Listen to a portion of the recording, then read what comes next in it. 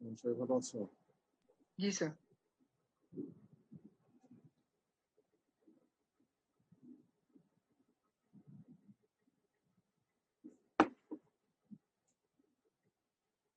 আমরা ক্লাস শুরু করি। তুমি তো 43 প্রেজেন্ট করছো। আমরা লাস্ট শুরু করছিলাম লাস্ট। সবাই দেখতে পাচ্ছো? স্লাইডটা কি দেখা যাচ্ছে? জি স্যার। আমরা গতদিন তো এই জিনিসগুলো ডিসকাস করছিলাম, carbon oxygen system, iron oxygen system, এরপরে তোমার গোডার্ড ইকুইলিব্রিয়াম ডায়াগ্রাম এটা, তারপর হচ্ছে আয়রন অক্সিজেন কার্বন সিস্টেম, এটুকু আমরা দেখছি। তারপর এখানে এসে আমরা থামছিলাম, মানে থামছিলাম এই পর্যন্ত পড়ানো হয়েছিল স্লাইড পর্যন্ত, তাই না? জি স্যার। তোমাদেরকে একটা কথা বলা হয়েছিল যে এখান থেকে এই জিনিসটা দেখানোর জন্য the extent of utilization of carbon monoxide, এটা কি মিন করে এটা একটু বুঝে আসার জন্য এই স্লাইডটা। তোমরা তো আজকে স্লাইড এবং পরের স্লাইড পড়ে আসার কথা, আমরা ডিসকাস করবো। তার আগে গতদিন যে আমরা যেটা বলছিলাম যে এই যে এই ফিগারটা দেখি, এখানে বলা হচ্ছিল যে আমি একটা কথা বলছিলাম বলছিলাম যে এইদিকে যতই তোমার অক্সাইডের পরিমাণটা কম হবে তত এটা ডিসোসিয়েশন প্রেশারটা আমি বলছিলাম এটা বাড়বে। হ্যাঁ, আর এখানে যতই টেম্পারেচার বাড়বে ডিসোসিয়েশন প্রেশার কমবে। আসলে আমি যেটা বলছিলাম এটা কনসেপ্ট দিক থেকে ঠিক আছে, ওরা যেটা বুঝাতে চাচ্ছে সেটা না। ওরা বলতে চাচ্ছে যে তুমি যখন আয়রন অক্সাইডের একটা ক্লোজ চেম্বারে রাখবা, তাহলে আয়রন অক্সাইডের মধ্যে অক্সিজেন যেটা তার একটা পার্শিয়াল প্রেশার আছে কিনা, কথা বলো। জি স্যার। জি স্যার। পার্শিয়াল প্রেশার আছে না? তাহলে দেখো Fe2O3 তে যে অক্সিজেন আছে সেখান থেকে যে পার্শিয়াল প্রেশার আসবে, FeO তে যে অক্সিজেন আসছে সেখানে পার্শিয়াল প্রেশার বেশি আসবে না কম আসবে? বেশি আসার কথা তো। কেন? Fe2O3 তে ধরো তুমি Fe2 একটা ক্লোজ সিস্টেম, এর মধ্যে অক্সিজেনের যে পার্শিয়াল প্রেশার থাকবে, আর FeO এর একটা ক্লোজ সিস্টেম, এখানে অক্সিজেনের যে পার্শিয়াল প্রেশার থাকবে, কোনটা পার্শিয়াল প্রেশার বেশি হবে? Fe2O3 এর মধ্যে না FeO এর মধ্যে? Fe2O3। Fe2O3 এর মধ্যে না? জি স্যার। কথাটা বলছে এখানে ওরা এইভাবেই ধরে ওগুলা দেওয়া আছে। আমরা বুঝছি যেটা সেটা ঠিক আছে, বুঝার দিক থেকে কনসেপ্ট ঠিক আছে, তাদের প্রেজেন্টেশনের সাথে এটা বিপরীত হয়ে গেছে, রিভার্স হয়ে গেছে। কথা কি বুঝছো? আমরা আউটসাইড থেকে বলছিলাম, আউটসাইড থেকে তুমি যদি অক্সিজেন সরাইতে যাও, অক্সিজেন তাহলে ডিসোসিয়েশন করতে তোমার প্রেশারটা কম লাগবে। কার? Fe2O3। কথাটা কি বুঝছো? যেহেতু জি সেখানে স্যার। জি স্যার, ওটার প্রেশার বেশি তো, ওটাতে প্রেশার বেশি। হ্যাঁ হ্যাঁ, তুমি যদি বাইরে থেকে যদি সরাইতে যাও তাহলে ওটার প্রেশার কম লাগবে না? আমি ওই কনসেপ্টে বলছি। আর FeO অক্সিজেন কম, প্রেশার কম, তাহলে তোমার এখানে প্রেশার বেশি লাগবে না? কিন্তু ওরা ডিসোসিয়েশন প্রেশার মধ্যে পার্শিয়াল প্রেশার অফ অক্সিজেন বোঝাচ্ছে যে ইনসাইড দ্য অক্সাইড সিস্টেম। তাহলে এখন তোমার এই টেবিলের সাথে ওটা মিলে যাবে। কথা কি বুঝছো? যে আয়রন অক্সাইড, আর তুমি এখন দেখো এই দিক থেকে বাড়তে গেলে, টেম্পারেচার বাড়াতে গেলে, আর প্রতিটা অক্সাইডের মধ্যে তার পার্শিয়াল প্রেশার যেটা আছে সেটা বা ডিসোসিয়েশন প্রেশারটা যদি আমি অভিভেদ করি তাহলে এটা বাড়তে থাকবে। জি স্যার। এটা আর কনফ্লিক্ট থাকবে না। কথা কি বুঝছো? আমাদের বলার দিক থেকে ঠিক আছে, আমাদের কনসেপ্টটা আমরা ওই কনসেপ্টে করেছিলাম যে আমরা বলছিলাম যে ধরো এটা ডিসোসিয়েট করতে, বের করে নিয়ে আসতে কি পরিমাণে প্রেশার লাগবে সেটা আমরা বলছিলাম, যেটা এটার এই টেবিলের বিপরীতে। আর টেবিল বলতে চাচ্ছে যে না, অক্সাইডের মধ্যে অক্সিজেনের যে পার্শিয়াল প্রেশার কোনটার বেশি কোনটার কম, এবং টেম্পারেচারের সাথে সেটা কিভাবে ভেরি করে যাবে এই জিনিসটা। তাহলে আমরা যেটা বলছিলাম কনসেপ্ট ঠিক আছে, কিন্তু ডেফিনিশন, এখানকার ডেফিনিশনে তার রিভার্স। কথা কি বুঝছো কিনা? এখন ক্লিয়ার হয়েছে কিনা? জি স্যার। আমরা তাহলে চলে যাই এর পরের স্লাইডে।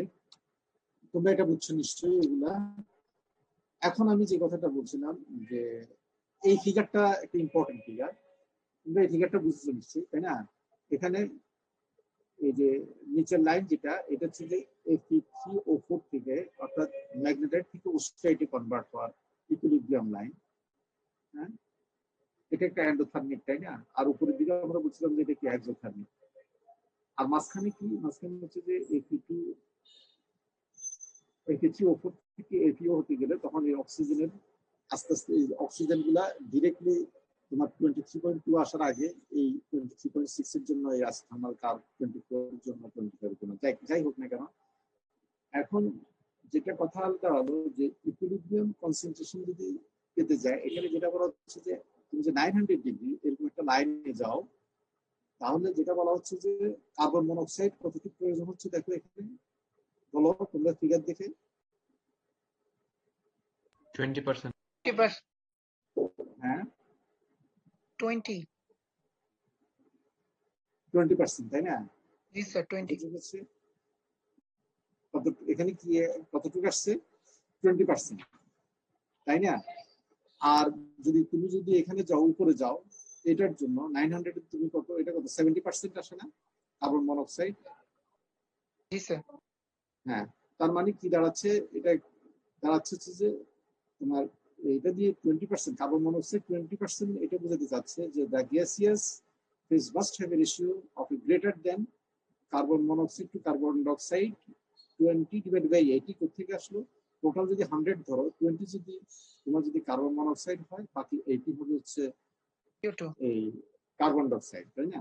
তো এটা রেশিও করলে আসবে 0.25, অর্থাৎ তোমার এইটাকে এটা তো আসলে Fe3O4 থেকে Fe হবে, এখানে Fe2O3 আছে, এটা না।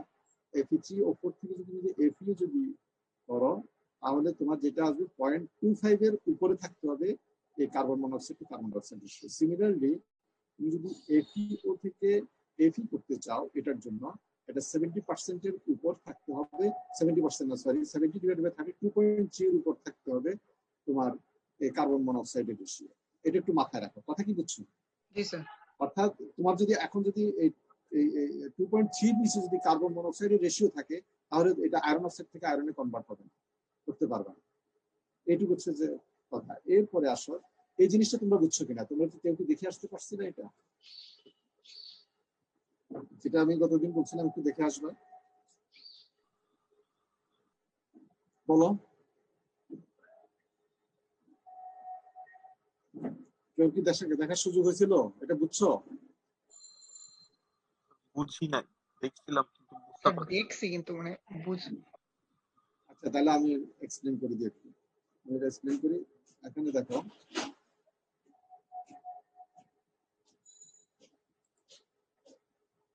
এখানে the extent of utilization of carbon monoxide বলা হচ্ছে, এটাকে এই সিম্বল দিয়ে তোমার এক্সপ্রেস করতেছে। এটার ইকুয়েশনটা হচ্ছে যে এটা 100%, 100 into percentage of carbon dioxide divided by percentage of carbon monoxide and plus percentage of carbon dioxide. আসলে এই দুটোকে মিললে নিচেরটা কি হয়ে যাবে, কত হবে বলো?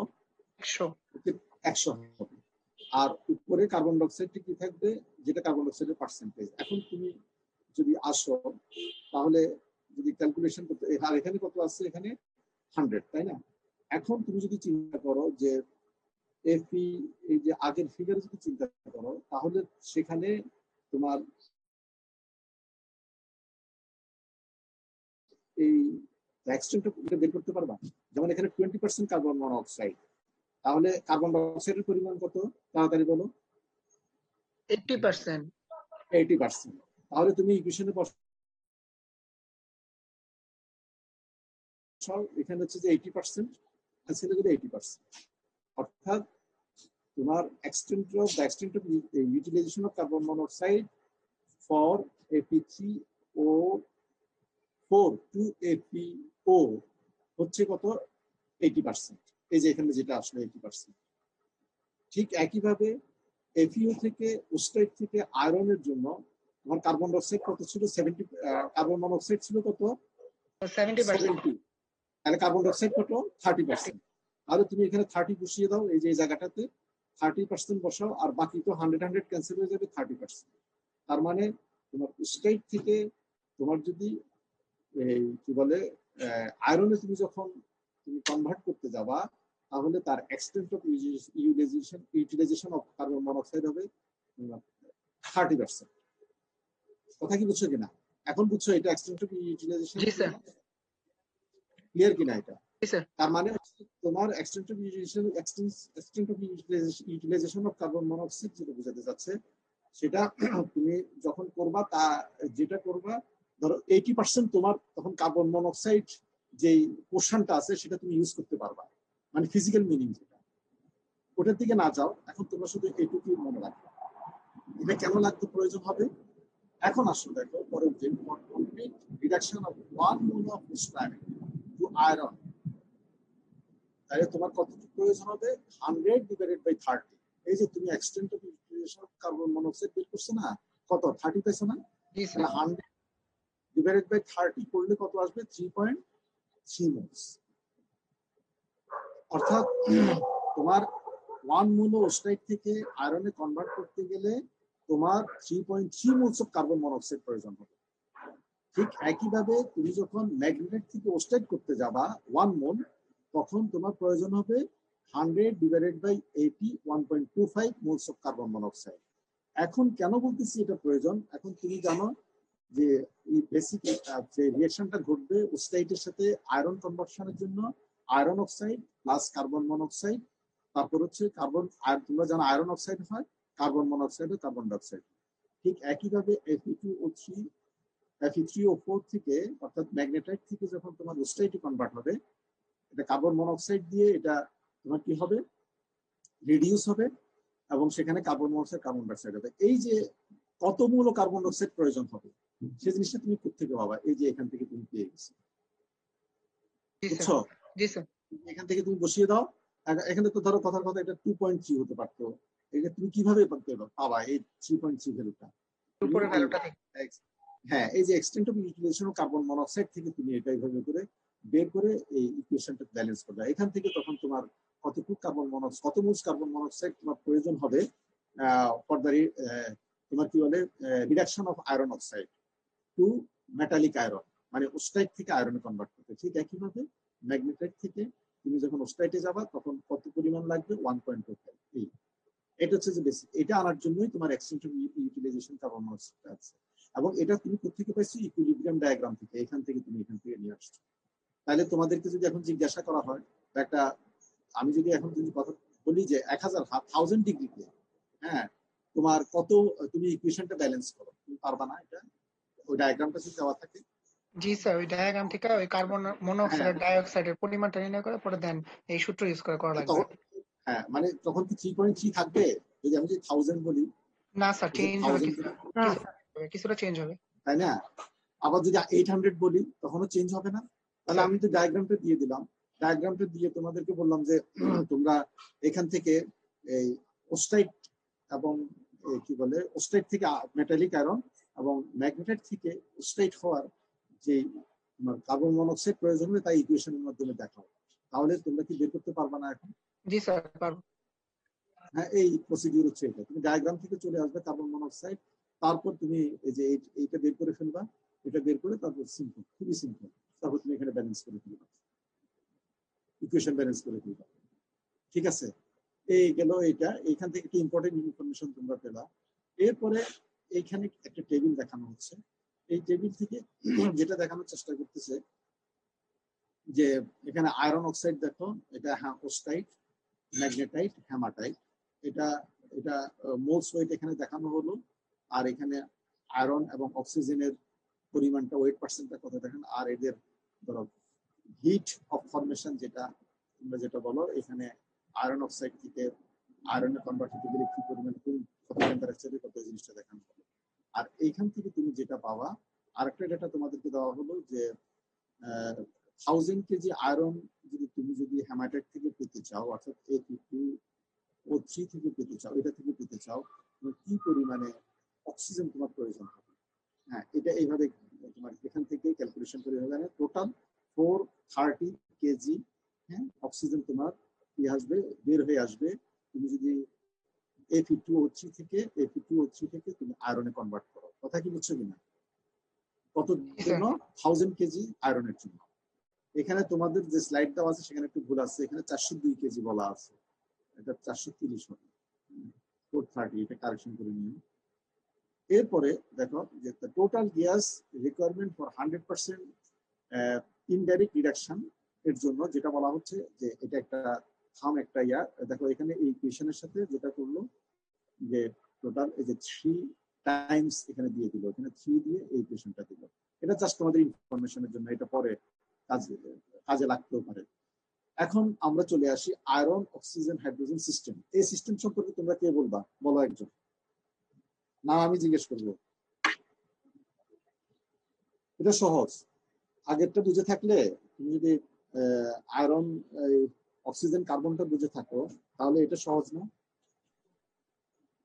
তো এইখানে তো কি মূলত বলবে? আয়রন ওরগুলার সাথে ওই হাইড্রোজেনের তোমার রোল কত? মাধ্যমে 46। 46। হ্যাঁ বলো। তো ওই আয়রন ওরগুলার সাথে ওই হাইড্রোজেনের সাহায্যে আর কি রিডাকশনটা দেখাইছে আর কি। মানে ওইখানে হুম। রিডাকশনের সময় যেহেতু স্যার একদিকে H2 আছে আর একদিকে H2 আছে, সো ওই দুটা মিক্সচারের মধ্যে মানে একটা অনুপাতের হওয়া লাগবে, মানে একটা ব্যালেন্স হওয়া লাগে, ওটার ইগুলাই দেখাইছে। আর ওই গ্রাফটা দিয়ে আসলে ওটাই বুঝাইছে যে কোন সময় কোন অনুপাত থাকা লাগবে, ওগুলা বাই করা যাবে আর কি। আরেকজন বলো, আরো ক্লিয়ার করো একটু। রোল 35 আছে নাকি? রোল 35 নাই? আছে, ও একটু বাইরে, মানে ঘরের বাইরে যে ক্লাস করে, তো এই জন্য মনে হয় ইন্টারনেটের কানেকশনের সমস্যা হয়। আচ্ছা, রোল 15 আছে? 15 স্যার। আছো? জি স্যার। তুমি কি পড়ছো? স্লাইড গুলো পড়ছো? স্যার আগের ক্লাসের দিন পড়ছিলাম স্যার, গতকাল পড়িনি স্যার। এখন এটা বলো, তাহলে আগের ক্লাসে পড়লো তো এটা কিছু জানার কথা। স্যার মনে নেই স্যার। হ্যাঁ, পারবো না স্যার। পারবো না। রোল 8 আছে? জি স্যার। তুমি পড়ছো? স্যার পড়ছি স্যার, কিন্তু স্যার অত ভালো এক্সপ্লেইন করতে পারবো না স্যার। মানে আচ্ছা, যাই পড়ছো এখান থেকে একটু বলো। স্যার এইখানে হচ্ছে এই, ওই আগে যে ডায়াগ্রামটা দেখলাম স্যার, এই আপনার এই আয়রনকে রিডিউস করা কার্বন মনোক্সাইড দিয়ে, সো স্যার এইখানেও ওই ডায়াগ্রামটা দিয়ে দেখাইছে স্যার বিভিন্ন পজিশনে কি পরিমাণ কার্বন আর কার্বন ডাই অক্সাইডের মিক্সচার থাকলে এই বিভিন্ন পজিশনে কিভাবে আয়রনকে রিডিউস করা যায় স্যার আগের কিন্তু এটা ডায়াগ্রামটার মতো। সিস্টেমটা তো oxygen, iron, oxygen, hydrogen system. হ্যাঁ স্যার আগেরটা ছিল এইখানে, আয়রন, অক্সিজেন, কার্বন সিস্টেম। হ্যাঁ স্যার এইখানে যে আরেকটা মিক্সার ইউজ করছে স্যার, হাইড্রোজেন বাই ওয়াটারের যে মিক্সচারটা। না স্যার, এখানে স্যার হাইড্রোজেন আর H2 এর মধ্যে একটা অনুপাত পাওয়া যায়, ওখানে যেরকম হ্যাঁ হ্যাঁ কার্বন মনোক্সাইড আর কার্বন ডাই অক্সাইড ছিল ওইটার মতো। আরেকজন কে কথা বলতেছো? স্যার 46ই। হ্যাঁ, না অন্য আরেকজন বলো। আরেকজন বলো, কে ভালো বলতে পারবা? রোল 23 আছে নাকি? Permanent absent. রোল 22? জি স্যার। 22 আছো? জি নাম স্যার। তোমার? স্যার খালিদ। দেখি তোমার ভিডিও অন করো তো, দেখি তোমার কি। স্যার আমার হচ্ছে ডেস্কটপে ক্লাস করতেছি তো। তোমার ওয়েবক্যাম নাই? স্যার ওয়েবক্যাম বলতে স্যার আছে, ল্যাপটপে আছে স্যার, দেখা যাবে কিনা বলতে পারতেছি না, কারণ এটা। এই দেখতে পাচ্ছি তো। জি স্যার। বলো, তুমি একটু এক্সপ্লেইন করো তো। এটা থাক, ভিডিওটা থাক, অসুবিধা নেই। জি স্যার, এটা এখানে হচ্ছে sir iron oxygen hydrogen system. এখানে হচ্ছে স্যার থাকবে হচ্ছে আগের ইয়াতে আমরা পড়ছিলাম হচ্ছে আয়রন অক্সিজেন আর কার্বন। এখানে হচ্ছে স্যার কার্বন না, এখানে হচ্ছে হাইড্রোজেন থাকবে। তো হাইড্রোজেনের মাধ্যমে আমরা স্যার এটা হচ্ছে এই ওর গুলো আছে আয়রনের, এগুলোকে হচ্ছে আমরা স্যার বিজারণ করব। এই বিজারণের মাধ্যমে হচ্ছে স্যার আমরা আয়রন আলাদা করব। তো এইখানে স্যার দেখতেছি আমরা প্রথমে হচ্ছে হেমাটাইটের সাথে হাইড্রোজেনের রিয়াকশন, ম্যাগনেটাইট উৎপন্ন হচ্ছে। আর স্যার এরপরে হচ্ছে, আর এখানে হচ্ছে স্যার তাপ নির্গত হচ্ছে স্যার 650 ক্যালোরি। আর স্যার এরপরে হচ্ছে স্যার ম্যাগনেটাইটের সাথে আবার এটা হাইড্রোজেন। এটা এটা এন্ডোথার্মিক না এক্সোথার্মিক রিঅ্যাকশন? স্যার এটা তাপ উৎপাদী স্যার, এটা এক্সোথার্মিক হবে স্যার। তারপরে স্যার হচ্ছে ম্যাগনেটাইটের সাথে আবার স্যার হাইড্রোজেন দ্বারা বিজারণ করা হলে আমরা দেখতে পাচ্ছি স্যার এটা উস্টাইট তৈরি হচ্ছে, এবং এখানে হচ্ছে স্যার এন্ডোথার্মিক রিঅ্যাকশন। আর তাপ হচ্ছে এখানে প্রয়োজন হচ্ছে 18,430 ক্যালোরি। এরপর হচ্ছে স্যার উস্টাইটকে যদি আমরা হাইড্রোজেন দিয়ে আবার বিজারণ করি, তাহলে হচ্ছে আমরা এই যে মেটালিক আয়রনটা পাবো। আর হচ্ছে এখানেও স্যার এন্ডোথার্মিক রিঅ্যাকশন হবে 5,690 ক্যালোরি। আর স্যার তাপ প্রয়োজন হয় আমাদের। আর এরপরে যদি স্যার আমরা এই পুরো রিয়াকশন উপরে তিনটাকে স্যার যদি যোগ করি তাহলে হচ্ছে স্যার আমরা এই যে একটা রিয়াকশন পাবো, যে একেবারে যদি আমরা ম্যাগনেটাইট থেকে হাইড্রোজেন দ্বারা বিজয়ের মাধ্যমে যদি ম্যাগনেটাইট আয়রন পেতে চাই তাহলে হচ্ছে আমাদের কতটুকু তাপ প্রয়োজন হবে সেটা দেখানো হয়েছে স্যার। তাহলে পুরো টোটাল রিঅ্যাকশনটা কি এক্সোথার্মিক হবে না এন্ডোথার্মিক? স্যার টোটাল রিয়াকশনটা স্যার এটা স্যার টোটাল রিয়াকশন স্যার ইয়া হবে স্যার তো এই যে নিচে ভ্যালু দেওয়া আছে তো, ওভারঅল জি স্যার রিঅ্যাকশন আছে না? এন্ডোথার্মিক হবে না স্যার? এন্ডোথার্মিক হবে, হ্যাঁ হ্যাঁ জি স্যার। হ্যাঁ। তারপর এরপরে আর একটু এক্সপ্লেইন করতে পারবা? তারপরটা স্যার গ্রাফটা স্যার অধিনারটার মতোই স্যার গ্রাফটা, কিন্তু অধিনার ছিল স্যার কার্বন মনোক্সাইড বা কার্বন ডাইঅক্সাইড, আজকেরটাতে হচ্ছে হাইড্রোজেন বাই পানি। তো এটার অনুপাত এই আমরা যদি এক্স অক্ষ বরাবর যদি টেম্পারেচার নেই আর যদি আমরা ওয়াই অক্ষ বরাবর যদি hydrogen by hydrogen plus H2 এটা যদি মোল ফ্র্যাকশন নেই তাহলে হচ্ছে স্যার আমরা যেই রেখাগুলো পাবো সেই রেখাগুলো দেখানো হয়েছে স্যার। আর হচ্ছে আচ্ছা ঠিক আছে, আমি এবার একটু সহজে এক্সপ্লেইন করে দিই, তোমাদের বুঝতে সুবিধা হবে। ও যে কথাগুলো বললো এখানে, মানে হাইড্রোজেন দ্বারা আগে ছিল তোমার কার্বন মনোক্সাইড দিয়ে রিডিউসিং এজেন্ট ছিল কার্বন মনোক্সাইড, এখন হচ্ছে হাইড্রোজেন। হাইড্রোজেন একই জিনিস, কার্বন মনোক্সাইড বা স্টেপ যেরকম তোমার হ্যামাটাইট থেকে ম্যাগনেটাইট, ম্যাগনেটাইট থেকে ওস্টাইট, ওস্টাইট থেকে তারপর মেটালিক আয়রন, এখানেও জাস্ট ওখানে কার্বন মনোক্সাইড, এখানে হাইড্রোজেন। আর এখানে তোমার হিট অফ রিঅ্যাকশনটা দেখাইছে, এইটা দিয়ে দেখা যাচ্ছে যে এখানে এই রিঅ্যাকশন গুলা বেসিক্যালি এটা এন্ডোথার্মিক, টোটাল রিঅ্যাকশনটা এন্ডোথার্মিক। এটার একটা ইন্ডিকেশন হচ্ছে, আমি গতদিন বলছিলাম যে যদি রিঅ্যাকশনটা যদি এন্ডোথার্মিক হয় তখন কার্ভটা হয় নিচের দিকে। হ্যাঁ, তো এখন তুমি দেখো এই P3O4 এবং এই যে এটা ডটেড লাইন, এখানে ডটেড লাইনটা হচ্ছে যে তোমার আয়রন অক্সিজেন হাইড্রোজেন সিস্টেম। এই ডটেড লাইন যেটা, তোমরা এটা ভুলে যাও, সলিড লাইনটা ভুলে যাও, কারণ এটা আগে গেছে আয়রন অক্সিজেন এবং কার্বন সিস্টেমের জন্য। এখানে এটা সুপার ইম্পোজ করছে তোমাদেরকে একটু কম, এখান থেকে দুটোর কম্বিনেশনে কি হয় সেটা বোঝানোর জন্য। তার আগে তোমরা আয়রন অক্সিজেন হাইড্রোজেনটা একটু দেখো। সিম্পল এই জিনিসটা যে তুমি এখানে যে রিঅ্যাকশনটা দেখলা বিভিন্ন টেম্পারেচারের সাথে সাথে, এবং এখানে কার্বন মনোক্সাইডের সাথে ওরা রেশিও করছে, এখানে কার্বন মনোক্সাইড হাইড্রোজেন আসবে, হাইড্রোজেন এবং ওয়াটার, কারণ হাইড্রোজেনের সাথে অক্সিজেনের রিঅ্যাকশন হয়ে ওয়াটার হবে। আগে কার্বন মনোক্সাইডের সাথে অক্সিজেন এসে কার্বন ডাইঅক্সাইড হচ্ছে। তো এই জন্য এখানে যেটা হচ্ছে এই লাইনটা যেটা ডটেড লাইন নিচের দিকে যেটা হচ্ছে এন্ডোথার্মিক, এবং এটা হচ্ছে যে ম্যাগনেটাইট থেকে ওস্টাইট, আর এটাও তোমার ডাউনওয়ার্ড, এটা হচ্ছে যে ওস্টাইট থেকে মেটালিক আয়রন। এই হচ্ছে কনসেপ্ট। এখন এটা তো তোমরা এই বোর্ডার ইকুয়েশন যেটা, এটার যে কার্ভ যেটা, এটা তোমরা এদিকে জানো, এদিকে কার্বন মনোক্সাইড স্টেবল আর এদিকে কার্বন ডাইঅক্সাইড কি স্টেবল, তাই না? এখন তুমি দেখো যদি সুপার ইম্পোজ করো কার্বন, সুপার ইম্পোজ কেন করছো এই কারণে যে ব্লাস্ট ফার্নেসের মধ্যে বেসিক্যালি সেখানে কার্বন মনোক্সাইড বেশি থাকবে, তার সাথে সাথে কিছু ময়েশ্চার আসবে। অথবা আমরা দেখবো যে রিঅ্যাকশনটাকে এনহ্যান্স করার জন্য হাইড্রোজেন ইউজ করলে একটা অ্যাডভান্টেজ পাওয়া যায়, কিছু ময়েশ্চার অর্থাৎ কিছু স্টিম আমরা ইন্টেনশনালি অ্যাড করে দিই। তাহলে কি হয়ে যাবে, একটা দুটো কি কম্বিনেশন হবে না, সেখানে iron iron will be reduced by carbon monoxide and also by hydrogen. কথাটা কি বুঝছো? এই জন্য এটা সুপার ইম্পোজ করে এই ফিগারটা দেখানো হয়েছে। সুপার ইম্পোজ করে কি দেখা যাচ্ছে তুমি দেখো এখানে এই যে এই লাইনটা ইন্টারসেক্ট করতেছে কিনা। একটা জিনিস খেয়াল করবা, এখানে কোন রিঅ্যাকশনটা কোন এনভায়রনমেন্টে ইকুইলিব্রিয়াম স্টেজে স্টেবল হবে, স্টেবল মানে কি ঘটবে, এটা ডিপেন্ড করবে কে নিচে আছে। কথা কি বুঝছো কিনা? এটা একটা বেসিক প্রিন্সিপাল, মানে কোন সিস্টেমেরটা নিচে আছে। যে সিস্টেমেরটা নিচে থাকবে কোন একটা টেম্পারেচারে, তাহলে বুঝতে হবে যে ওই সিস্টেমটা সেখানে ওই রিঅ্যাকশনটাই ঘটবে। যেমন তুমি ধরো যেমন তুমি যদি দেখো এই দুটো কি সুপার ইম্পোজ করলে 821 এ যে এটা ইন্টারসেক্ট করছে, তাহলে 821 ডিগ্রি সেন্টিগ্রেডের নিচে দেখো এখানে কোনটা স্টেবল, কোন সিস্টেমটা স্টেবল, কোন সিস্টেমটা নিচে আছে, কার্বন মনোক্সাইডের সাথে যেটা আর কি, কার্বন মনোক্সাইড। তার মানে তুমি 821 ডিগ্রি নিচে যখন যাবা তুমি হাইড্রোজেনের সাথে রিঅ্যাকশন পাবা না, আর ওই ম্যাগনেটের সাথে তোমার ওস্টাইট যে কনভার্ট হবে সেটা কার্বন মনোক্সাইডের মাধ্যমে হবে। কথা কি বুঝছো কিনা? যখন তুমি 821 উপরে চলে যাবা, খেয়াল করো, তখন কিন্তু দেখো এটা নিচের দিকে নেমে গেল। কোনটা? হাইড্রোজেনের সাথে যেটা, সেটা তখন হাইড্রোজেনের সাথে হবে, তখন হাইড্রোজেনের সাথে রিঅ্যাকশনটা হবে। কথা কি বুঝছো? হ্যাঁ, ঠিক একইভাবে তুমি যখন ওস্টাইট থেকে মেটালিক আয়রন করবা, সেম ঘটনা ঘটবে।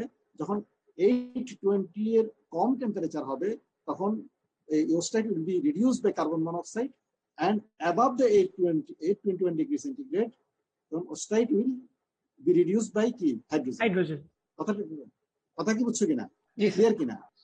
তাহলে এখান থেকে কি বোঝা গেল? এখান থেকে বোঝা গেল এটা ইকুইলিব্রিয়াম ডায়াগ্রাম থেকে যে তুমি তোমার কোন টেম্পারেচারে তুমি কোন, যদিও তুমি স্টিম ইনসার্ট করতেছো, কোন ইয়াটা হবে, রিয়েকশনটা হবে, এটা কার্বন মনোক্সাইডের সাথে হবে না হাইড্রোজেনের সাথে হবে? হাইড্রোজেনের সাথে হতে গেলে অবশ্যই তোমাকে কি করতে হবে, হাই টেম্পারেচারে নিতে হবে। কথা কি বুঝছো কিনা? জি স্যার। তাহলে তো এখন তোমাদের কোশ্চেন আসতে পারে, আমি হাই টেম্পারেচার যদি নিয়ে থাকি, সব তো কার্বন মনোক্সাইডের সাথে তো আর হবেই না, শুধু হাইড্রোজেনের সাথে হবে, এটা আনইউটিলাইজ থাকে। কথা বুঝো না? জি স্যার। যদি আনইউটিলাইজ থেকে তাহলে লাভ কি হবে? আসলে তা হবে না, তুমি তো হাইড্রোজেন খুব অল্প পরিমাণেই দিচ্ছ, আয়রনে তো অক্সিজেন অনেক সরাইতে হবে না ওর থেকে, অতএব সেখানে কার্বন মনোক্সাইডও তখন পার্টিসিপেট করবে, কিন্তু আগে হাইড্রোজেন করবে। কথা কি বুঝছো কিনা? জি স্যার। আর যদি 821 এর নিচে যায়, তুমি হাইড্রোজেন যদি দাও, হাইড্রোজেন কোনো রিঅ্যাকশন নিয়ে পার্টিসিপেট করতে পারবে না, তখন সব কার্বন মনোক্সাইডই নিয়ে নেবে। ইকুইলিব্রিয়াম এই ডায়াগ্রামটা তোমাকে এই জিনিসটা বোঝাচ্ছে। তখন কি স্যার সবাই বুঝছো এটা? H2 এর সাথে কি স্যার তখন সিওর বিক্রিয়া হবে এরকম? হ্যাঁ, হতে পারে, রিভার্সে আবার এটা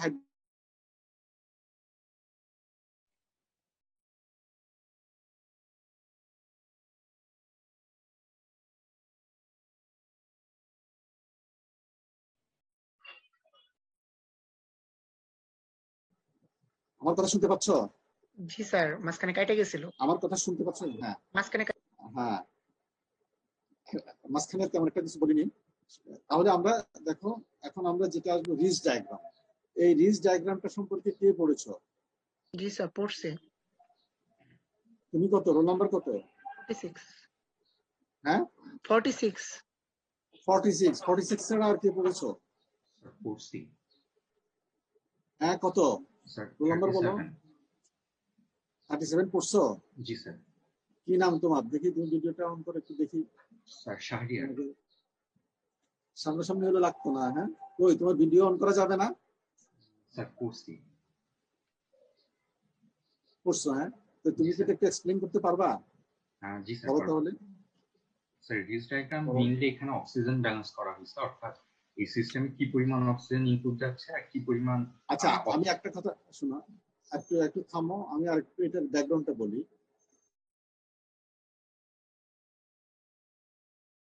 পরে পড়ানোর দরকার ছিল, কিন্তু তারপরে তোমাদেরকে আমরা রিজ ডায়াগ্রাম সম্পর্কে বিস্তারিত করবো না, এখানে যতটুকু অতটুকু। এটা তোমার রিজ ডায়াগ্রাম একটা graphical representation of blast furnace, বুঝছো? এটা কি করে, মাস এবং হিট ব্যালেন্সের উপর বেসিস করে তোমার এই ডায়াগ্রামটা তুমি ওখান থেকে ক্যালকুলেশন করে তুমি ড্র করবা। ড্র করার পর তখন তুমি বুঝতে পারবা যে তোমার ব্লাস্ট ফার্নেসটা ভালোভাবে রান করছে কি করছে না, এটাকে রিপ্রেজেন্ট করার জন্য। আর যদি রান না করে থাকে, তাহলে তুমি কি প্রিকশন নিতে পারবা, সেটা তুমি নিতে পারবা, এই স্টেপগুলো নিতে পারবা। এক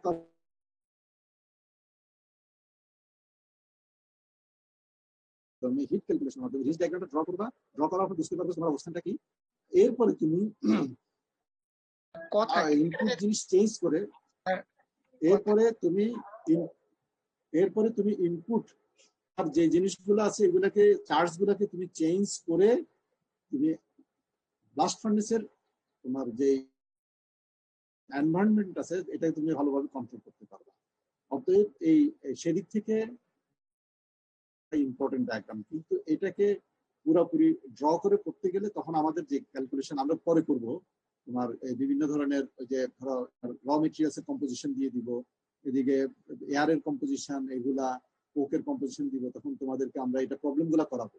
তাহলে তোমার টোটাল কতটুকু পিগ আয়রন হবে, স্ল্যাগ হবে কতটুকু, সেখানে অক্সিজেন কতটুকু প্রয়োজন হবে, তারপর এয়ারের কতটুকু প্রয়োজন হবে, সেখান থেকে তোমার এই জিনিসগুলো চলে আসবে। কিন্তু ওইটা হচ্ছে পরে, কিন্তু এটা করতে গেলে এটা একটু সময় লাগবে, আমরা অত সময় নিব না, কারণ আমাদের অনেক কিছু কভার করতে হবে। কিন্তু তোমাদের এই ডায়াগ্রামটা একটু বুঝতে হবে, বুঝে তখন তোমরা খুব সহজে ধরতে পারবা। হ্যাঁ বলো, একটু বলো, এবার বলো। স্যার এখানে মেইনলি অক্সিজেন ব্যালেন্স করা হয়েছে। এই সিস্টেমে মোট কি পরিমাণ অক্সিজেন ইনপুট আসছে আর কি পরিমাণ অক্সিজেন আউটপুট যাচ্ছে, এই দুইটাকে ব্যালেন্স করা হয়েছে। তো অক্সিজেন ইনপুট আসতে পারে মেইনলি দুইটা সোর্স থেকে, একটা হচ্ছে আয়রনের অক্সাইড থেকে অক্সিজেন আসতে পারে, আর একটা হচ্ছে আমরা যে এয়ার ব্লাস্টটা দিচ্ছি সেই এয়ার ব্লাস্ট থেকে অক্সিজেন আসতে পারে। তো এটা হচ্ছে আমাদের ইনপুট অক্সিজেন, যেটাকে O/FeX আর হচ্ছে NOV এটা দ্বারা দেখানো হয়েছে। আর অক্সিজেন আউটপুট হইতে পারে হচ্ছে মানে আমাদের কাছে যেই পরিমাণ গ্যাস আছে অর্থাৎ আচ্ছা কার্বন এখানে দেখো, এখানে একটু বলো, হ্যাঁ এখানে এগুলো একটু এক্সপ্লেন করে দাও, এখানে বলা আছে এগুলো ক্লিয়ারলি একটু এক্সপ্লেন করো। জি স্যার, O/Fa এটা হচ্ছে আয়রনে কি পরিমাণ অক্সিজেন পাচ্ছে আয়রন থেকে, সেই মোল ফ্র্যাকশনটা আমাদেরকে বোঝাচ্ছে। আর মানে NO আয়রনের কি শোনো, আয়রনের অক্সিজেন মানে কি, এটা আসলে ওরের যে তোমার যে অক্সিজেন, সেই অক্সিজেনটা তোমার রিমুভ হবে না। তোমার ওরের মধ্যে কি আয়রন অক্সাইড আছে না, আছে কিনা? জি স্যার। কথা বলো তো, সেই অক্সিজেনটা তুমি যখন এটা অক্সিজেনটা যখন তোমার যখন বের হবে, ব্যালেন্স মানে কি, তুমি কতটুকু অক্সিজেন তুমি সিস্টেম থেকে বের হচ্ছে বা আসতেছে। তুমি যখন আউটপুট যে গ্যাসটা আছে সেখানে অ্যানালাইসিস করলে পাবা, তাহলে সেখানে অক্সিজেন থেকে আছে, একটা হচ্ছে ব্লাস্ট থেকে তুমি এয়ার দিচ্ছ, আর একটা হচ্ছে যে ওর থেকে, তাই না? এখানে একটা জিনিস লেখো তোমরা, এটা তোমাদের লেখা নাই, তিনটে এজাম্পশন আছে, এজাম্পশনটা একটু নাও।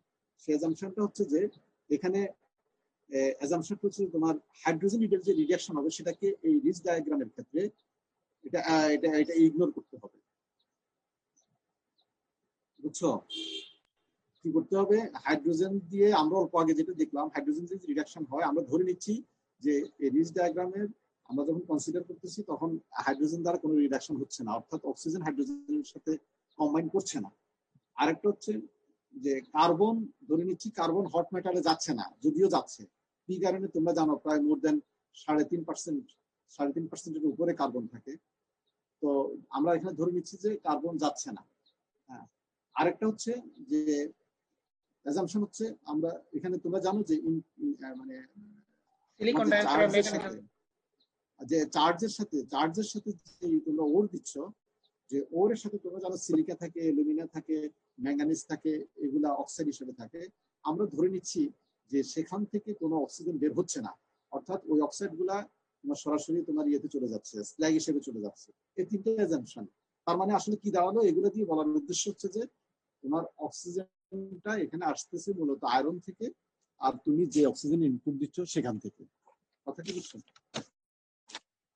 হ্যাঁ, তারপর বলো, কন্টিনিউ করো। স্যার এই দুইটা হচ্ছে অক্সিজেনের ইনপুট সোর্স, আর অক্সিজেন আউটপুট হচ্ছে কার্বন ডাই অক্সাইড অথবা কার্বন মনোক্সাইড যে গ্যাসটা, সে গ্যাস হিসাবে আর কি আমরা অক্সিজেনটা আউটপুট হয়ে যাচ্ছে। এখানে O/C দ্বারা এটা বোঝানো হচ্ছে, আর NC দ্বারা বোঝানো হচ্ছে অ্যাক্টিভ কার্বনের মোল সংখ্যা, অর্থাৎ কি পরিমাণ কার্বন অ্যাকচুয়ালি রিয়াক্ট করতেছে এবং সেটা হচ্ছে গ্যাস হিসাবে বের হয়ে যাচ্ছে, সেটা হচ্ছে NC দ্বারা ইন্ডিকেট করা হচ্ছে। বুঝছো কিনা সবাই? এইটুকু বুঝছো কিনা সবাই? জি তুমি স্যার। যদি অক্সিজেন ব্যালেন্স করো, তুমি নিজেই এই ইকুয়েশনটা নিয়ে আসতে পারবে। হ্যাঁ, অক্সিজেন কোথায় আমার সিস্টেমের মধ্যে আসতেছে হচ্ছে যে আয়রন ওর থেকে আসতেছে, আর একটা হচ্ছে ব্লাস্ট NOB যেটা বলা হচ্ছে। আর এপাশে যেটা আছে সেটা হচ্ছে যে কি পরিমাণে যাচ্ছে, সেটা এটা নির্ভর করতেছে তোমার অক্সিজেন ইন কার্বন ডাইঅক্সাইড এখানে যেটা বললো। আর এগুলা কোথেকে আসতেছে, এগুলো আসতেছে তোমার কার্বন থেকে, তাই না? এর সাথে রিঅ্যাকশন করেই তো কার্বন মনোক্সাইড, কার্বন ডাইঅক্সাইড হচ্ছে। এখন আমি নেক্সট স্লাইডে যাই, এটা একটু করো তাহলে।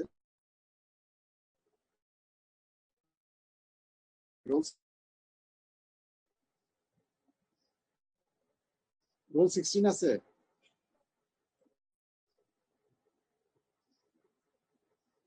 রোল 16 আছো? 16 নাই? আছে মনে হয়। রেসপন্স করছে না কেন? আমি তো অ্যাবসেন্ট দিয়ে দিব। রেসপন্স না করলে আমি অ্যাবসেন্ট দিব। তো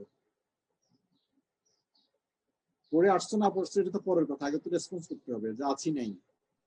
স্যার রেসপন্স না করলে আমি অ্যাবসেন্ট দিয়ে দিলাম। আছে আর কি, পার্টিসিপেন্টস আছে। তার মানে সে অ্যাবসেন্ট নাই, সে ইয়েতে নাই, তো সামনে নাই ক্লাস। আচ্ছা 11 আছে, 11 ইয়েস স্যার। হ্যাঁ, তুমি 11 এটা এক্সপ্লেন করতে পারবা? হ্যাঁ, কি নাম তোমার? তোমাকে একটু দেখি।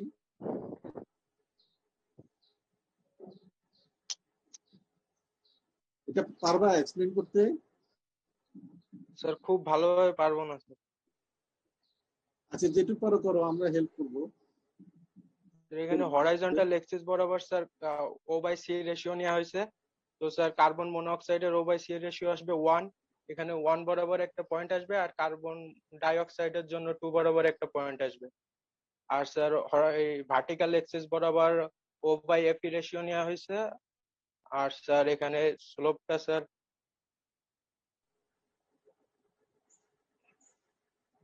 এখানে স্যার যে স্লোপটা আসবে, স্লোপটা হবে NC এর ভ্যালু। এখানে স্যার স্লোপটা যদি রোটেশন করা হয় তাহলে এখান থেকে আমরা স্যার পাই, ডাইরেক্ট কম্বাসন আর ইনডাইরেক্ট কম্বাসনের জন্য স্যার রেজাল্টটা পাই এখানে।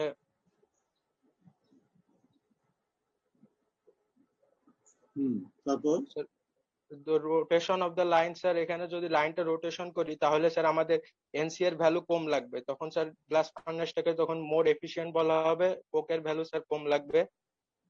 আর স্যার ওই স্যার PA ভ্যালুটা স্যার আপনার করবে ইনডাইরেক্ট রিডাকশন, মানে স্যার গ্যাস দ্বারা কার্বন মনোঅক্সাইড দ্বারা যে রিডাকশন হচ্ছে ওটার ভ্যালু দিবে। আর PE ভ্যালুটা দিবে স্যার ডাইরেক্ট রিডাকশন, চারকোল বা কার্বনের সাথে ডাইরেক্ট কন্টাক্টে যে রিডাকশন হচ্ছে ওটার ভ্যালু শো করবে। তোমরা কি সবাই বুঝেছো ডায়াগ্রামটা?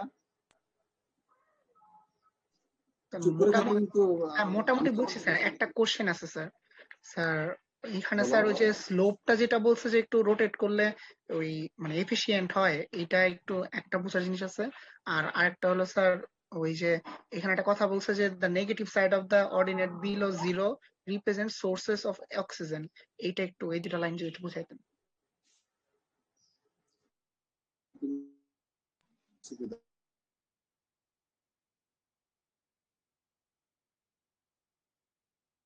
আমার এখানে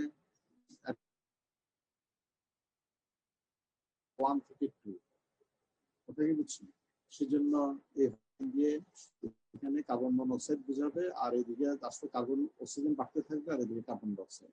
এটা গেল এই লাইনটা। আমি সংক্ষেপে বলবো।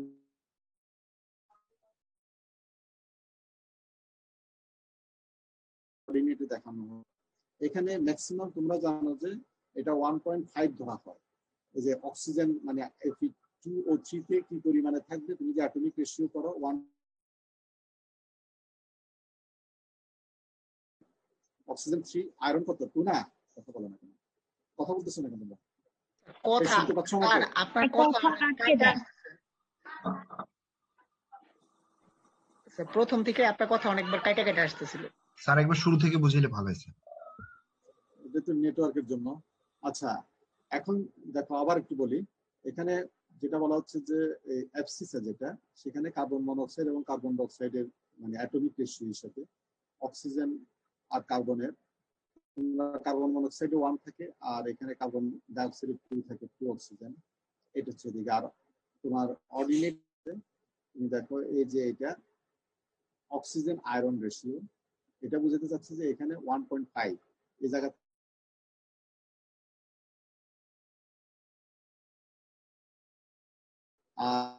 টু, তাই না? তোমার হেমাটাইটিক কি থাকে Fe2O3 না, সেখানে কি পাবা 1.5 থেকে। কথা আবার কেটে যাইতেছে স্যার,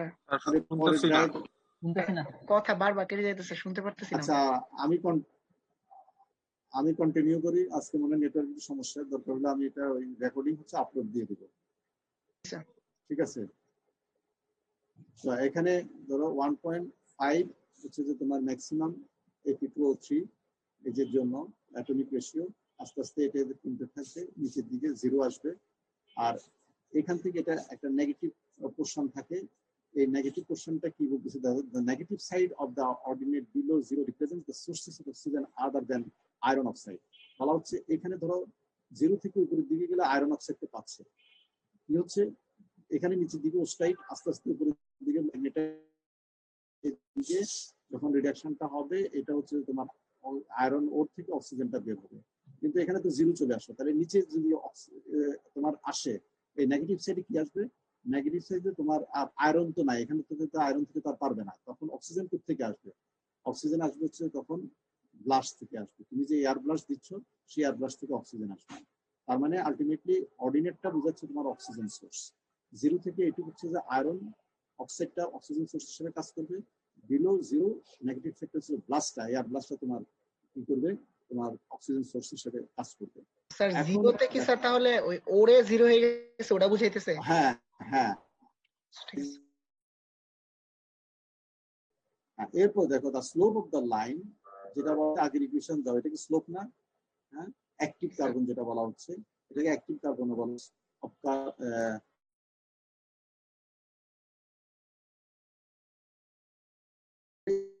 এই যে এখানে তুমি যখন তাহলে তুমি দেখা যে প্লট যদি করো তাহলে অক্সিজেন আয়রনের অর্ডিনেট, আর অক্সিজেন এটা হচ্ছে যে এটা, আর ইন্টারসেপ্টর দেখো, ইন্টারসেপ্টের যে ভ্যালুটা আসবে সেই ভ্যালুটা হচ্ছে তোমার এই এন নট বি, তাই না? জি স্যার। এই যে যেটা আমরা অল্প আগে বললাম নাম্বার অফ গ্রামস, এটা হচ্ছে কি ইন্টারসেপ্ট, এই যে ইন্টারসেপ্ট যেটা সেটা। আর থাকলো কি বাকি? স্লোপ। এই স্লোপটা হচ্ছে একটা কথা বলা হচ্ছে যে এখন তুমি দেখো এনসিজির ভ্যালু যত বেশি হবে তার মানে কি কার্বন কোক, অর্থাৎ কোকের যে কার্বন আছে কার্বনটা গ্যাস তত বেশি হবে। এনসিজি ভ্যালু যত বেশি হবে তার মানে কি হবে? তোমার কোক কনজাম্পশন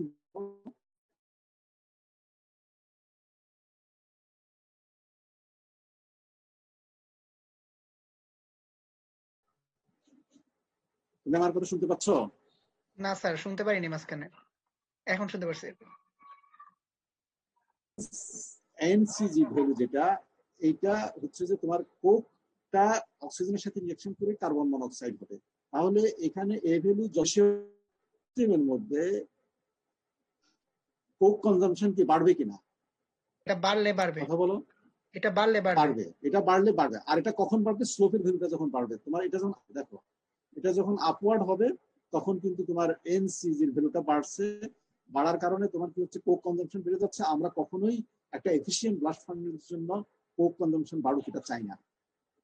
একটা একটা একটা ব্লাস্ট ফার্নেস এফিশিয়েন্টলি তখনই রান করবে যখন মিনিমাম কোক কনজাম্পশন তার হবে। এই যে এটাই দেখার মূল যে আমাদের সাপোজ তুমি ক্যালকুলেশন করে অক্সিজেনের ক্যালকুলেশন করে তুমি এখানে প্লট করতে তুমি দেখতে পাচ্ছ যে এখানে এই ভ্যালুটা অর্থাৎ এই ভ্যালুটা এখানে আসলো এখানে, তারপর হচ্ছে যে এখানে সি ওর যে রেশিওটা, এই রেশিওটা এখানে আসলো, তুমি লাইন ড্র করলা, করাতে দেখা গেল যে এখানে যে স্লোপটা আসলো তার ভ্যালুটা বেশি।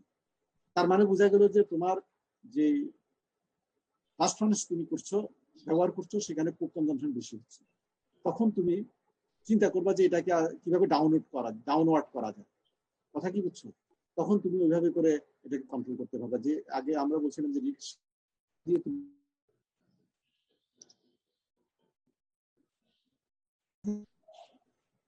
বুঝছো সবাই? রিস্ক ডায়াগ্রাম সম্পর্কে এইটুকু, তোমরা এটুকু পড়বা, এটুকু পড়ে নিবা। পরে আরেকটু ক্লিয়ার হবে যখন আমরা ওই যে মাস ব্যালেন্স গুলো শিখবো, হ্যাঁ, তখন আমরা প্রবলেম সলভ করবো, তখন তোমাদের কাছে জিনিসটা আরো ক্লিয়ার হবে। তো এটা দিয়ে তুমি ওইখান থেকে যদি তোমাকে ডেটা দিয়ে দেওয়া হয় তুমি রিস্ক ডায়াগ্রামে ফেলে নিজে ড্র করে তুমি তখন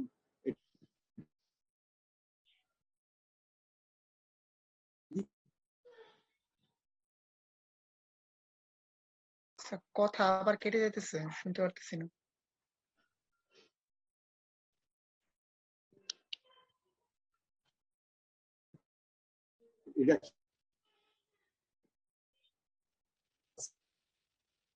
যেহেতু আপলোড দিয়ে তোমরা শুনে নিয়ে পরে এটা তোমার এটা ইনডাইরেক্ট রিডাকশন বোঝাচ্ছে, এখানে যেটা আসছে এটা বোঝাচ্ছে ডিরেক্ট রিডাকশন। এই পরের অংশ এটাই মোটামুটি। পরে এটা এই ডায়াগ্রামটা আর একটু ডিটেল এখানে দেখানো হলো। এখানে যেটা দেখানো হলো সেটা হচ্ছে যে তুমি যদি দেখো লাইনটা হচ্ছে যে ওস্টাইট হ্যামাটাইট থেকে তোমার ওস্টাইটের, আর এটা হচ্ছে যে ম্যাগনেটাইট থেকে ওস্টাইট, এরপরে বাকি যেটা সেটা হচ্ছে যে ওস্টাইট থেকে মেটালিক আয়রন এখানে নিচে দেখানো হলো। এটার একটা ডায়াগ্রাম এখানে দেখানো হলো। এই আর এখানে একটা জিনিস দেখানো হচ্ছে, এই লাইনটা তুমি নামাবা, কত নামাবা, তুমি কন্ট্রোল করতে করতে কতটুকু নিচে নামবা। বলা হচ্ছে যে এতটুকু নিচে নামা যাবে না, এটাকে টাচ করা যাবে না, এটার ভিতরে ঢোকা যাবে না। কথাটাই বুঝছো? এই জন্য এখানে ফিক্স করে দিচ্ছে, এখানে একটা লাইন দেখানো হচ্ছে, তোমার নামতে হবে এতটুকু, অপটিমাম। এর নিচে নামলে কিন্তু তখন তোমার আবার রিয়াকশন ইনকমপ্লিট থেকে যাবে, তখন তুমি এফিশিয়েন্ট ইয়ে পাবা না।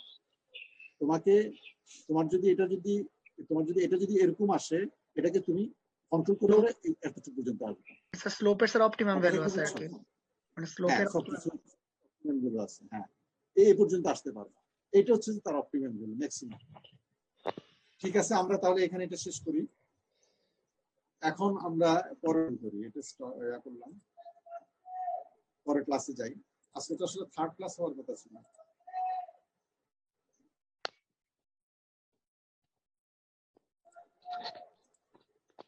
আর 50 বেজে গেছে, আরো কি আগাবেন? আচ্ছা, আগাবো। তোমাদের কি পরের ক্লাস আছে? আচ্ছা, পরে ক্লাস নাই, ল্যাব আছে স্যার 2:30টায়। 2:30টায় ল্যাবে তো আর যেতে হবে না, টেবিলের সামনেই তো বসবো নাকি?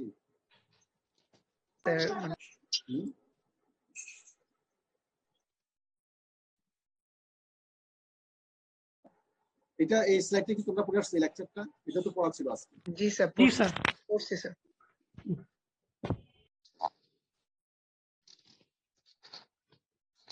তারা বারবার বলতেছে কোশ্চেন, তোমরা কোথায়? থাইল্যান্ড। রোল 27 পড়ছো? স্যার এটা পড়া হয়নি।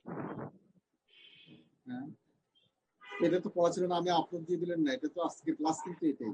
জি স্যার, এটা পড়া ছিল, আজকের লেকচার এটাই ছিল। হ্যাঁ, জি স্যার। শুরু করি। এটা হচ্ছে আমরা যা পড়ছি সেখানে কিছু রিপিট হবে, এটা হচ্ছে একটা কনক্লুশন এবং কিছু এডিশনাল জিনিস তোমরা এখান থেকে জানতে পারবা।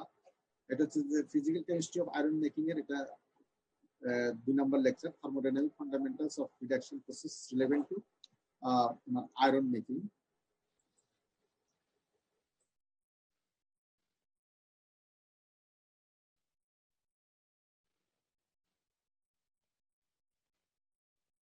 থার্মোডাইনামিক প্রিন্সিপাল গুলো জানা, আর অক্সাইড গুলো, আরো অক্সাইড গুলো আমরা দেখছি স্টিলের মধ্যে চলে আসে। স্টিলের মধ্যে শুধুমাত্র কার্বন থাকে না, স্টিলের মধ্যে বা আয়রন থাকে না, আয়রনের সাথে সাথে কিছু থাকে সালফার, ফসফরাস, বাই প্রোডাক্ট হিসেবে। তার মানে ওগুলো, তো এটা এই লেকচারটা কমপ্লিট করলে তোমরা এই অক্সাইড রিডাকশনের ফান্ডামেন্টাল জানবা, যদিও এখনো কিছু জেনে আসছো। তারপর তুমি ডিরেক্ট এবং ইনডিরেক্ট রিডাকশনের মধ্যে ডিফারেন্সিয়েট করতে পারবা। তারপর অক্সাইড গুলা, বিভিন্ন অক্সাইড যে হচ্ছে তার রিডাকশনটা তুমি করতে পারবা, এই জিনিসটা। এই ডায়াগ্রামটা তো বুঝছো সবাই, এটা কি সহজ না? জি স্যার, জি স্যার। রিঅ্যাকশন প্রসেস, এটা ব্লাস্ট ফার্নেস, এটা একটা ব্লাস্ট ফার্নেসের টিপিক্যাল একটা স্কিমেটিক ডায়াগ্রাম দেখানো হলো। হ্যাঁ, এই ডায়াগ্রামে কি করা হলো, এখানে প্রোফাইল দেখানো হলো, দেখো যে টেম্পারেচার প্রোফাইল। এটা হচ্ছে যে ম্যাপটা আমাদের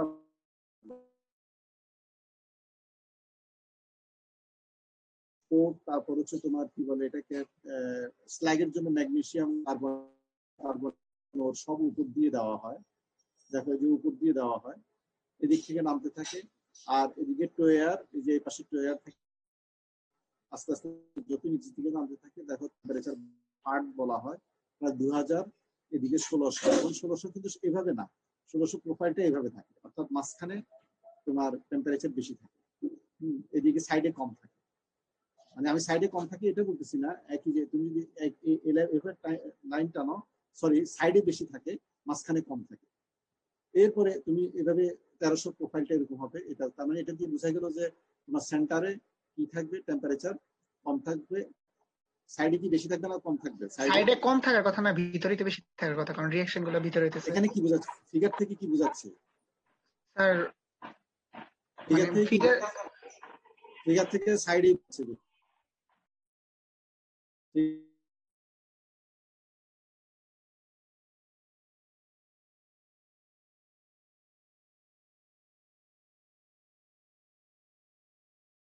স্যার কথা কেটে যেতেছে।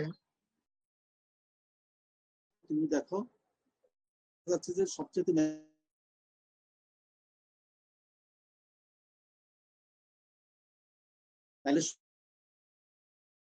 তাহলে তোমার নর্মালি কম থাকবে। কেন সেটা আমরা দেখবো। এটা হচ্ছে যে তোমার ব্লাস্ট গুলা যখন যায়, ব্লাস্ট গুলা কিভাবে তোমার এই ওরের এবং চার্জের মধ্যে দিয়ে যায় সেটার একটা মেকানিজম আছে, প্রসেস মেকানিজম। এরপরে প্রেশারের অবস্থা দেখো, আমরা যদি এখানে একটা প্রেশার ডিফারেন্স দেখো, সবচেয়ে হাই প্রেশার থাকবে এই জায়গাটাতে। হ্যাঁ স্যার তারপর হচ্ছে মাঝে যে কি বলতেন কিছু বোঝা যায় নাই, কথা পুরাটাই কেটে গেছে।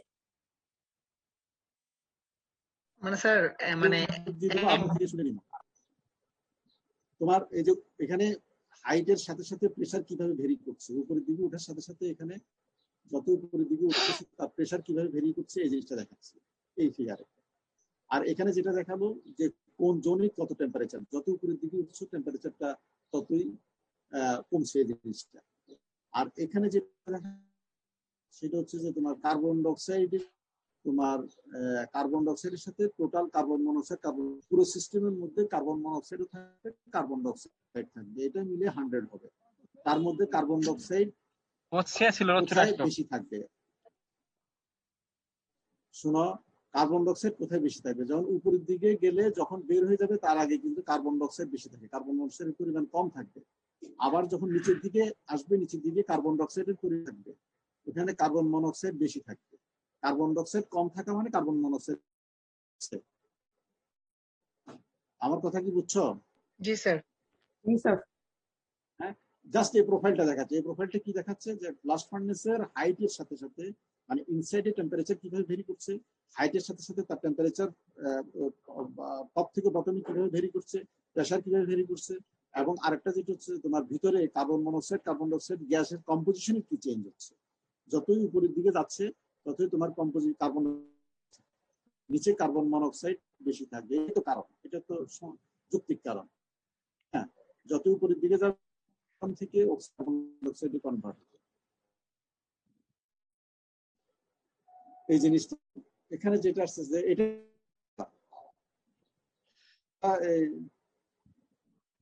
কি এক্সপ্লেইন করবে বলো, সহজ।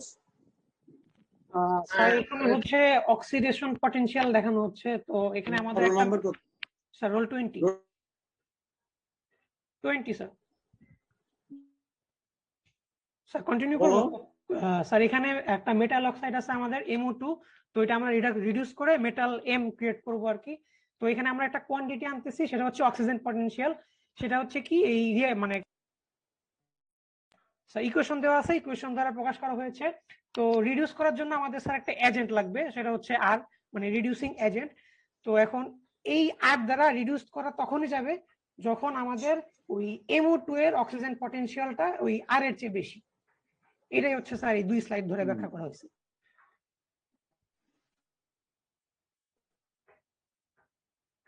এখানে স্যার টোটাল রিঅ্যাকশনের ইয়াটা মানে এই ডিএলজিটা এখানে ইয়া করা হয়েছে আর কি।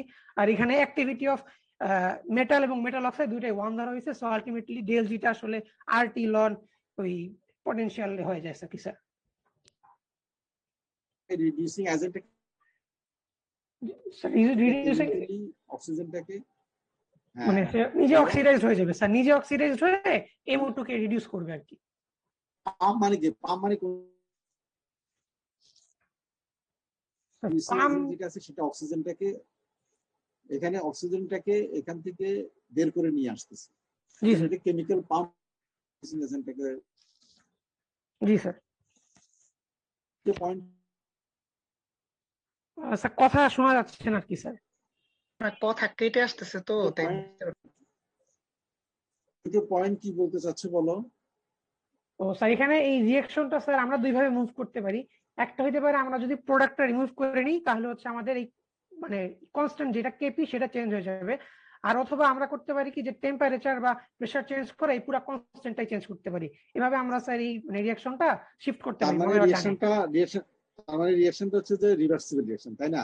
এখন এটা রিডিউস হবে কি হবে না, রিডিউস হতে গেলে তখন এটা সেপারেট হয়ে যাবে, ডান পাশে মুভ করবে। আর যদি রিডিউস না হয় তাহলে বাম পাশে মুভ করবে। এটা ডিপেন্ড করবে কি ওই যে তুমি যেটা বললা কেপি মাধ্যমে, হ্যাঁ, আর অথবা টেম্পারেচার মাধ্যমে কেপিটাকে চেঞ্জ করে। যদি প্রোডাক্টটা রিমুভ করে নি তাহলে স্যার অক্সিডেশন রেটটা বেড়ে যাবে। হ্যাঁ হ্যাঁ, এরপরে এটা বলো, এটা এক্সপ্লেইন করো। স্যার এখানে হচ্ছে যে মানে আমরা আর দিয়ে তো মানে আরটা তো হচ্ছে সেই কেমিক্যাল পাম্পটা, তো এই রিঅ্যাকশনটা তখনই হবে যখন এই ইয়াটার কি বলে ওই মেটাল অক্সাইডের কেমিক্যাল অক্সিজেন পটেনশিয়াল এই আর এর চেয়ে বেশি, তখন হচ্ছে এই রিঅ্যাকশনটা হবে। আর যদি সমান হয়ে যায় তাহলে হচ্ছে মানে এটা ইকুইলিব্রিয়াম স্টেটে আছে, কোনো দিকে রিঅ্যাকশনটা আর কি যাবে না। হ্যাঁ, আর সমান সমান হলে স্যার যেতে পারে না যেতে জি স্যার। হয়। আর স্যার যদি মানে এই আর এর পটেনশিয়ালটা বেশি হয়ে যায় তাহলে স্যার এই মানে রিঅ্যাকশনটা ইম্পসিবল, এটা হবে না আর কি স্যার। তোমাদের মাধ্যমে দেখাচ্ছি, একটু বলো। জি স্যার, নিচে স্লাইডের নিচে, জি স্যার, এই স্লাইডের নিচে যেটা বলা হলো প্রিরিকুইজিট দেখানো হচ্ছে যে যদি রিঅ্যাকশনটা হইতে হয় তাহলে হচ্ছে ওই MO2 এর অক্সিজেন পটেনশিয়ালটা ওই RO2 এর চেয়ে বেশি হইতে হবে, অথবা এটা অন্যভাবে প্রকাশ করলে যে ওই রিঅ্যাকশনটা মানে MO2 যে রিডিউস হবে সেই রিঅ্যাকশনটার ডেল জি নট ওইটার RO2 এর ডেল জি নট এর চেয়ে বেশি হইতে হবে। অ্যামো বলতে যেটা বুঝেছে আয়রন অক্সাইড, তুমি ধরো আমরা এখানে আয়রন অক্সাইড দিয়ে কথা বলছি। জি স্যার, আয়রন অক্সাইড। আর আর এখানে RO2 CO2 RO2 বলতে তুমি CO2 ধরতে পারো অথবা তুমি CO বলতে পারো, এখানে CO। জি স্যার, ওই জি স্যার, হ্যাঁ হ্যাঁ CO বলতে পারো যে এইভাবে। আচ্ছা, এখন এই আসছে মনে হয় তোমরা। জি স্যার, এলিংহাম ডায়াগ্রাম। এলিংহাম ডায়াগ্রাম পড়ছি আমরা। এটা আরেকজন এক্সপ্লেইন করো তো। এগুলো রিভিউ, তোমাদের এই রিভিউ লেকচার। হ্যাঁ বলো,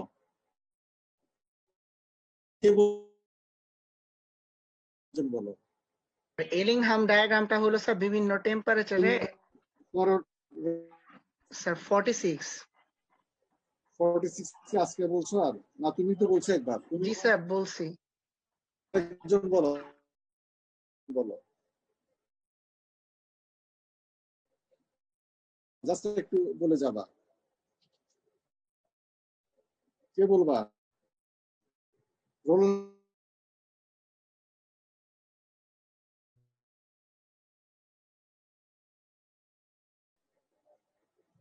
আমার কথা শুনতে পাচ্ছ? না স্যার, শুনতে পারিনি আমরা, মানে রোল যেটা বলছেন শুনি। রোল 9 আছে, রোল 9, রোল 9 আছো?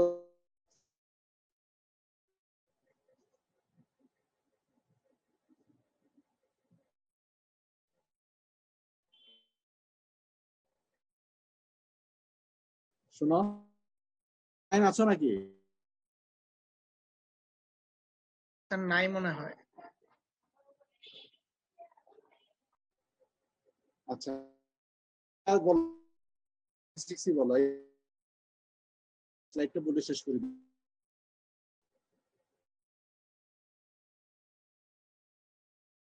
বুঝা, এখানে স্যার বিভিন্ন টেম্পারেচারে বিভিন্ন অক্সাইডের স্টেবিলিটি প্রকাশ করতে চাইছে আর কি স্যার। যেমন কতগুলো অক্সাইড আছে যেগুলো হলো স্যার, মানে কতগুলো মেটাল আছে যেগুলো হলো স্যার মানে টেম্পারেচার বৃদ্ধির সাথে সাথে এগুলার ডেলজির পরিমাণ বাড়তে থাকে। সো আলটিমেটলি যে মানে তো যেটা হচ্ছে স্যার মানে এক একটা মেটালের ডেলজির মান এক একটা টেম্পারেচারে বিভিন্ন ভিন্ন। সো আমরা যখন অক্সিডাইজ বা রিডিউস করি তখন একটার অক্সাইড স্টেবিলিটি আর একটা অক্সাইড স্টেবিলিটি থেকে বেশি হয়। সো আমরা একটা মেটালকে অন্য একটা মেটাল দিয়া রিডিউস করতে পারবো কিনা ওইটা হলো আমরা এই এলিংহাম ডায়াগ্রাম থেকে বের করতে পারি। আর এখানে কিভাবে পারো বলো, একটু বলো। স্যার যেমন স্যার, যেমন যদি আমরা যদি অ্যালুমিনিয়াম আর ক্যালসিয়ামের কথা চিন্তা করি, ক্যালসিয়ামের ডেলজির পরিমাণটা হলো কম, ধরেন স্যার 400 ডিগ্রি সেলসিয়াস যদি ধরি আর কি, দেন ওই টেম্পারেচারে অ্যালুমিনিয়ামের ডেলজি। প্রথমে একটু বলো যে এখানে শোনো রোল, শোনো এখানে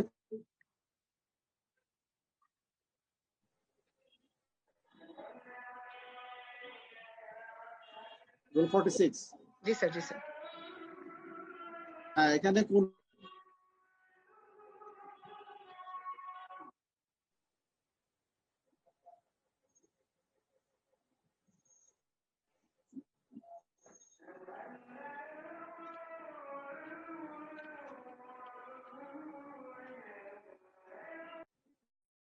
আছে না, তোমার অক্সাইড গুলোর বলা আছে না এখানে?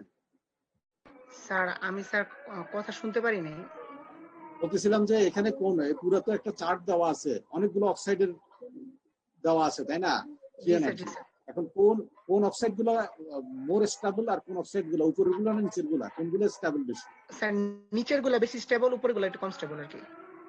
হ্যাঁ সেটাই। এখন তুমি বলো এখান তুমি যদি এগুলাকে রিডিউস করতে, কিভাবে রিডিউস করতে হবে? মানে স্যার মানে রিডিউস করার জন্য মানে যদি স্যার আমি একটা উদাহরণ দিয়ে বলি স্যার, মানে যদি স্যার ক্যালসিয়ামকে যদি আমি রিডিউস করতে চাই তাহলে হলো এর উপরের কোনো এক মানে স্যার অ্যালুমিনিয়ামকে যদি রিডিউস করতে চাই তাহলে এর থেকে স্টেবল কোনো অক্সাইড ফর্ম করতে পারে ওরকম একটা ইয়ে দিয়ে আমার রিডিউস করা লাগবে। যেমন অ্যালুমিনিয়ামকে আমি ক্যালসিয়াম দিয়ে রিডিউস করতে পারবো, কিন্তু ক্যালসিয়ামকে অ্যালুমিনিয়াম দিয়ে করতে পারবো না।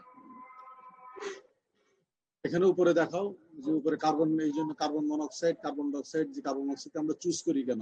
হ্যাঁ কারণ হলো স্যার কার্বন মনোক্সাইডকে আমরা চুজ করি কারণ হলো স্যার মানে কার্বন মনোক্সাইডের যে স্লোপটা আছে এটা হলো নিচের দিকে, মানে এটা আস্তে আস্তে ডেলজির পরিমাণ কমতে থাকে টেম্পারেচার বৃদ্ধির সাথে সাথে।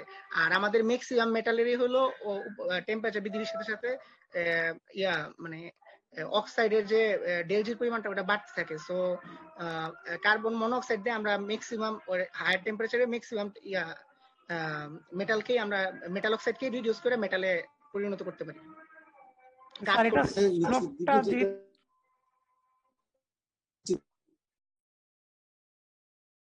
ফরমেশনের টেন্ডেন্সি বেড়ে যাবে, স্পন্টেনিয়াস রিঅ্যাকশনটা সেদিকে হবে, তাই না? জি স্যার। তাই না? তো এখন তুমি নিচের যেমন কার্বন, কার্বন মনোক্সাইড বা কার্বন ডাইঅক্সাইড এগুলো অক্সিজেন নিচে আছে, ওই অক্সাইড গুলো উপরে আছে, সেই জন্য তুমি ওই অক্সাইড গুলা যেমন ওই অক্সাইড গুলোর ভিতরে আয়রন, নিকেল অক্সাইড, কিন্তু কার্বন দিয়ে আবার দেখা যাচ্ছে তুমি পারবা না কোনগুলা, অ্যালুমিনিয়াম অক্সাইড পারবা না, ম্যাগনেসিয়াম অক্সাইড পারবা না, ক্যালসিয়াম অক্সাইড পারবা না। কথা বুঝছো না? এটাই তো বুঝাতে চাচ্ছ, কেননা দেখা যাচ্ছে যে কার্বন মনোক্সাইডের চাইতে কার্বন ডাইঅক্সাইডের চাইতে কোনগুলা, ম্যাগনেসিয়াম অক্সাইড, ক্যালসিয়াম অক্সাইড, এগুলো এই আমরা এখানে শেষ করি।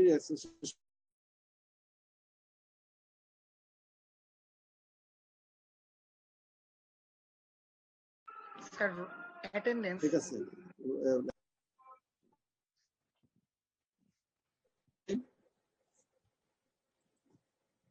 হ্যাঁ আপনার কথা আমরা শুনতে পারতেছি না একদমই, মানে একদম পুরা কেটে। কৌশিক আছে নাকি? কৌশিক আছে? আজকে নেটওয়ার্কে খুব সমস্যা হচ্ছে। নাই মনে হয় স্যার, নাই মনে হয় স্যার। কৌশিক আছে? নাই না স্যার কৌশিক আছে স্যার, আছে না স্যার? কৌশিক আছে স্যার, কোশ্চেন নাই। কৌশিক তুমি সিয়ার না? জি স্যার জি স্যার আছি আছি। আচ্ছা কৌশিক তুমি একটা করো, যে ইয়ে করো, কে কে অ্যাবসেন্ট আছে একটু তাড়াতাড়ি একটু লিস্ট দে।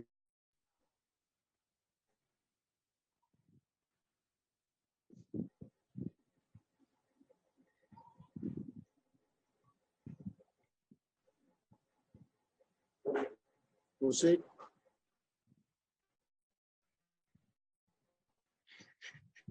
স্যার মানে সবাই প্রেজেন্ট আছে, মানে 50 জনই আছে, মানে আমাদের 47 জন হলো আমাদের কারেন্ট বেচের, আর 3 জন হলো কারা আছে ওর বেসে যারা আছে তাদের রোল নাম্বার গুলো বলো স্যার। 15 ব্যাচের 17, 15 ব্যাচ স্যার 22,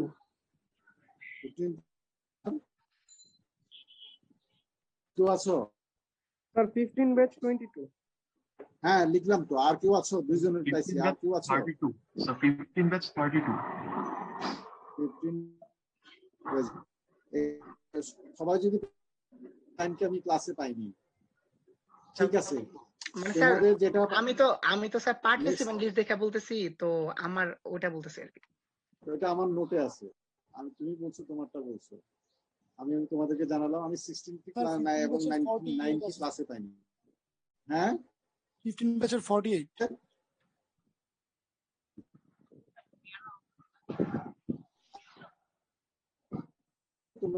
আচ্ছা 46 আসি স্যার, আমি সিআর আর কি।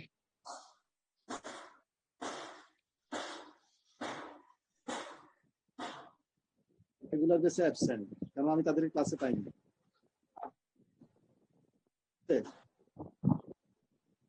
শোনো, তোমাদের যেটা কথা হলো এই যেটুকু পড়ানো হলো বাকি এবং ঠিক আছে। আমি তাহলে আজকে এখন সবাই ভালো থাকবেন।